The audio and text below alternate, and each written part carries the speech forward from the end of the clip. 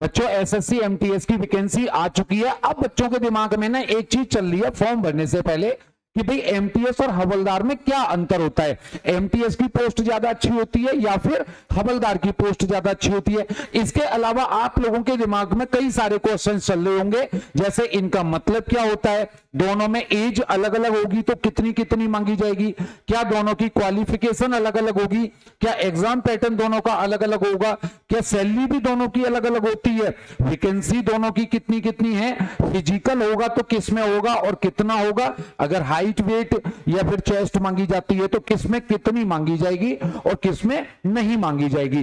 तो देखो सबसे पहले अगर मैं बात करूं ना एमटीएस और हवलदार के बारे में, तो इनका मतलब एक बार हम लोग समझते हैं कि दोनों में मतलब क्या होता है और अंतर क्या होता है।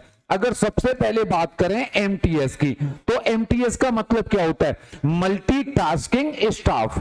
मल्टी मतलब सब कुछ, टास्किंग मतलब जिसको कुछ भी काम दिया जा सके, ऐसा स्टाफ जिससे कोई भी काम कराया जा सकता है। यानी अगर ऑफिस में दफ्तरी नहीं है, दफ्तरी जो हम आम भाषा में बोलते हैं फाइलों को इधर उधर पहुंचाने वाला जो कर्मचारी होता है, वो काम भी कराया जा सकता है। अगर मान लो किसी क्लर्क ने छुट्टी कर ली, वहां पर बैठ करके कोई भी काम करना है, उसका भी काम कराया जा सकता है। ऐसा नहीं कि अब उससे कोई ऑफिसर वाला भी काम कराया जा सकता है, नहीं, मतलब छोटे लेवल का कोई भी काम उससे कराया जा सकता है, जो भी काम ऑफिस में जरूरत होगी या जो भी काम की जगह ऑफिस में खाली होगी, तो उसका मतलब होता है बच्चे मल्टीटास्किंग स्टाफ। इसका फुल फॉर्म क्या होता है, मल्टीटास्किंग स्टाफ एमटीएस का मतलब होता है। इसके नाम से ही पता चलता है कि उससे कोई भी काम कराया जा सकता है। वहीं अगर दूसरी तरफ बात करूं मैं हवलदार की, तो हवलदार का क्या काम होता है सब लोग जानते हैं, लेकिन हवलदार में ये दो वर्ड हमें देखने को मिलते हैं, सीबीआईसी और सीबीएन। तो सीबीआईसी का मतलब होता है इनडायरेक्ट टैक्सेस।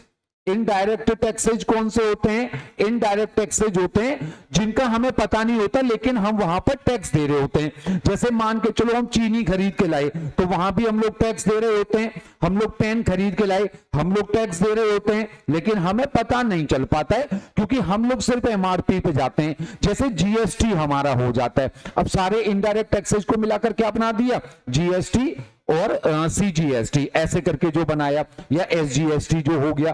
तो जीएसटी में जो हवलदार होते हैं वो ये वाली पोस्ट होती है सीबीआईसी वाली। इसी तरीके से सीबीएन की बात करें तो कौन से होते हैं बच्चे, नार्कोटिक्स जो होते हैं, यानी जो आपके नशा विरोधी चीजें होती हैं नार्कोटिक्स में आते हैं। जैसे आपने मूवी देखी होगी, जॉन इब्राहिम की एक मूवी आई थी, नाम मुझे भी याद नहीं आ रहा, बड़ी फोर्स करके शायद मूवी आई थी उसकी, उसमें वो नार्कोटिक्स का ऑफिसर बना होता है।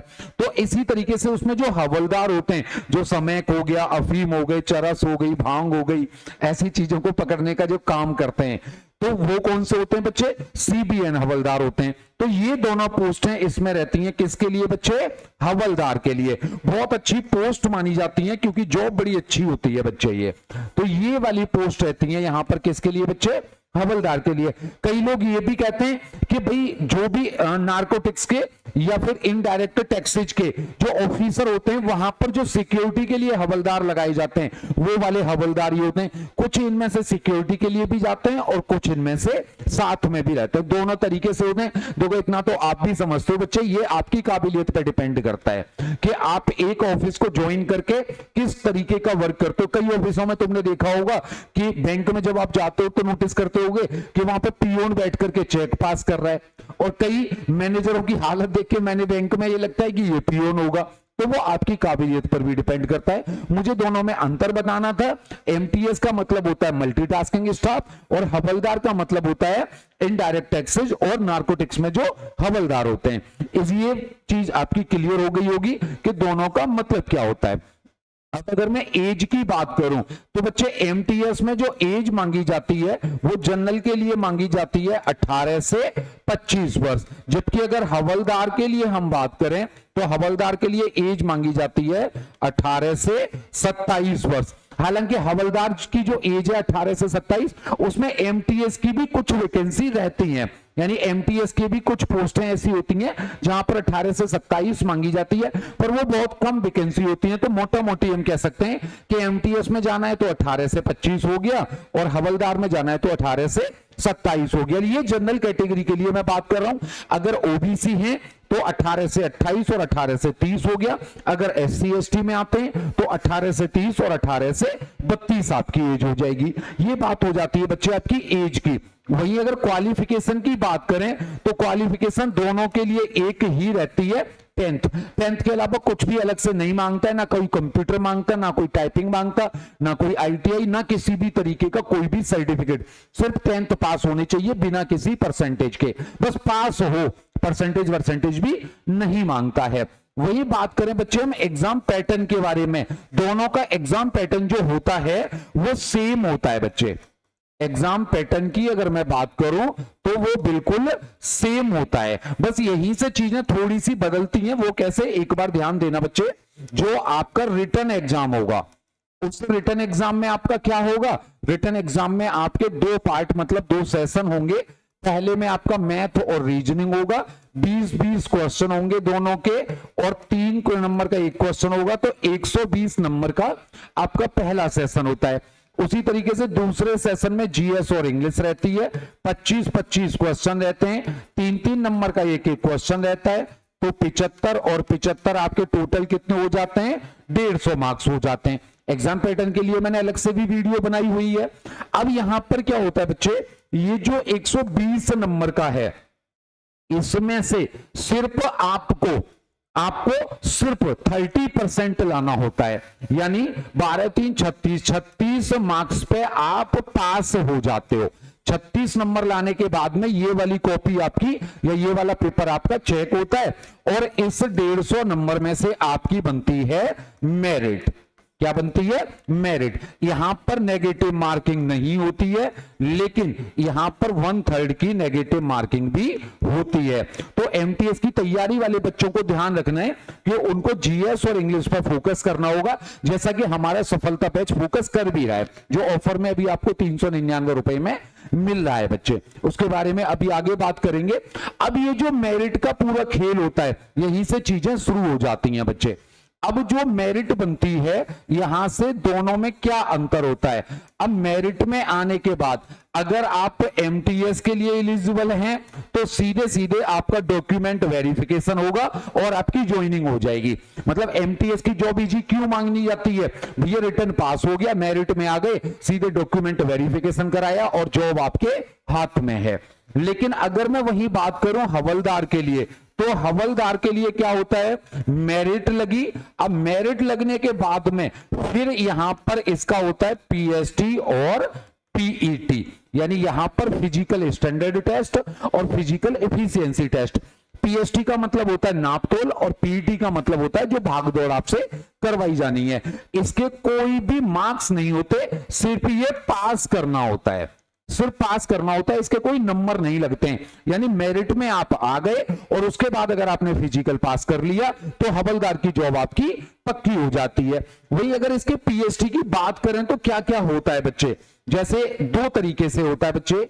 एक मैं बात करूं मेल मतलब लड़कों के लिए बात करूं तो उनकी जो हाइट है वो होनी चाहिए 157.5 सेंटीमीटर, और उनकी जो चेस्ट है वो 76 सेंटीमीटर होनी चाहिए, प्लस 5 सेंटीमीटर का क्या होना चाहिए, फुलाव होना चाहिए। यानी 76 तो कम से कम होनी चाहिए, फुलाने के बाद में 76 और 5 81 उनकी चेस्ट हो जाएगी। अगर 77 है तो 82 हो जाएगी। और इसके अलावा अब मैं बात करूं फिजिकल के लिए, तो इनको 1600 मीटर की वॉकिंग करनी होती है 15 मिनट में। कितनी देर में, 15 मिनट में। मतलब दौड़ना नहीं होता है, वॉकिंग है, तेज तेज चलना एक तरीके से, यानी 15 मिनट में आपको 1600 मीटर चलना होता है। वहीं अगर मैं बात करूं बच्चे गर्ल्स के बारे में यानी फीमेल के बारे में, तो यहां पर क्या होता है बच्चे, इनकी जो हाइट मांगी जाती है वो मांगी जाती है 152 सेंटीमीटर, यानी 5 फुट 1 इंच की भी लड़की होगी ना तो भी वो एलिजिबल है हाइट के हिसाब से। यहां पर चेस्ट नहीं मांगी जाती है, वेट मांगा जाता है। कितना वजन होना चाहिए, 48 किलोग्राम कम से कम वजन होना चाहिए। अगर फिजिकल की हम बात करेंगे तो फिजिकल कितना होना चाहिए, 1000 मीटर चलना है उनको कितनी देर में, 20 मिनट में। यानी 20 मिनट में 1000 मीटर चलेंगे तो भी वो क्लियर कर जाएंगे फिजिकल को। तो अब आप समझ चुके होंगे एमटीएस का मतलब होता है मल्टीटास्किंग स्टाफ, जो एकदम ऑफिशियल काम होता है। हवलदार थोड़ा सा ग्राउंड वर्क वाला रहता है जिसमें वर्दी भी मिलती है, समझ गए। इसके लिए उसको ये फिजिकल और पास करना होता है, एक ही एग्जाम होता है, कोई टाइपिंग नहीं, कोई कंप्यूटर टेस्ट नहीं, कोई डाटा एंट्री टेस्ट नहीं, कोई कुछ भी नहीं, बस रिटर्न के लिए डॉक्यूमेंट वेरिफिकेशन कराओ और नौकरी आपके हाथ में है। वहीं अगर हम बात करें बच्चे सैलरी के बारे में, सैलरी में क्या अंतर रहता है, सैलरी जो एमटीएस की रहती है बच्चे उससे 5000 रुपए ज्यादा सैलरी रहती है किसकी, हवलदार की। ये एक साल में है 5000 रुपए, ये एक साल में है बच्चे लगभग 5-6 हजार रुपए, मतलब 500 रुपए करीब उसको वर्दी के लिए एक्स्ट्रा मिलते हैं। बाकी जो सैलरी रहती है वो कैसी रहती है बच्चे, सेम रहती है। सैलरी को लेकर के पूरी डिटेल्ड वीडियो हमने बनाई हुई है, आप चाहो तो वो वाली वीडियो देख लेना, वहां से आपको पूरा आइडिया हो जाएगा, या आई बटन पे क्लिक करके पूरा वीडियो देख लेना। कट ऑफ कितनी जाती है उसके लिए भी बेटा आई बटन पे क्लिक कर लेना, कट ऑफ की वीडियो भी मिल जाएगी, वरना डिस्क्रिप्शन में भी लिंक उसका मिल जाएगा। क्लियर है बच्चे। आगे अगर हम बात करें वैकेंसी की, तो एमटीएस में जो इस बार वैकेंसी है वो अभी तक 4887 है, हवलदार में 3439 है, यानी टोटल वैकेंसी है आपकी 8326। ये वैकेंसी बढ़ेंगी इतना पक्का है, क्योंकि एसएससी हमेशा करता है जितनी भी पोस्ट निकालता है उसके बाद वैकेंसियों को बढ़ाता जाता है बच्चे। तो ये सारी इंफॉर्मेशन थी। इसके अलावा बच्चे एमटीएस और हवलदार के लिए क्लासेस शुरू हो चुकी हैं। इसके लिए हमारा बैच है बच्चे सफलता बैच, सफलता बैच जो ऑफर में अभी आपको मिल रहा है सिर्फ और सिर्फ 399 रुपए का। ज्यादा जानकारी के लिए इस नंबर पे आप कांटेक्ट कर लेंगे, या फिर एग्जाम विधि ऐप डाउनलोड करके आप डायरेक्ट भी उस बैच को ज्वाइन कर सकते हो।